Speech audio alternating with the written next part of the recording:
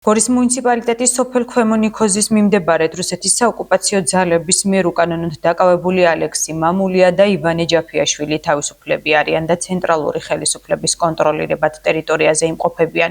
ინფორმაცია სახელმწიფო უსაფრთხოების სამსახურმაც გაავრცელა, სადაც ნათქვამია, რომ ალექსი მამულიას და ივანე ჯაფიაშვილის უკანონო პატიმრობიდან გათავისუფლების პროცესში აქტიურად გამოიყენებოდა, როგორც საქართველოში ევროკავშირის მონიტორინგის მისიის ცხელი ხაზის მექანიზმი, ისე ცენტრალური ხელისუფლების ხელთ არსებული ყველა რელევანტური ინსტრუმენტი.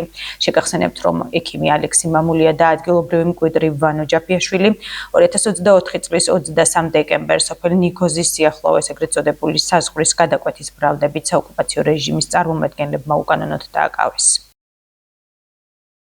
ცენტრალური ხელისუფლების მიერ კონტროლირებად ტერიტორიაზე გადმოვიყვანეთ რუსეთის საოკუპაციო ძალების მიერ გორის მუნიციპალიტეტის სოფელ ქვემო ნიქოზის მიმდებარედ უკანონოდ დაკავებული ალექსი მამულია და ივანე ჯაფიაშვილი.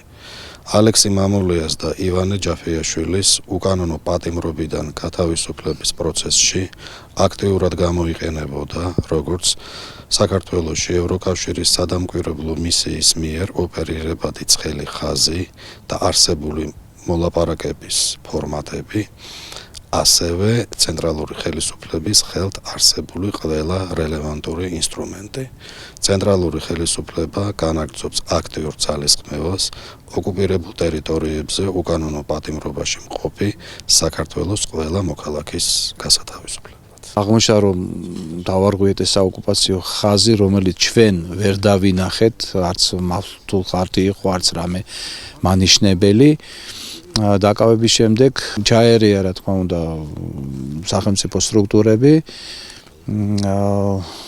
რაზეც, დიდ მადლობას ვუხდით ყველას.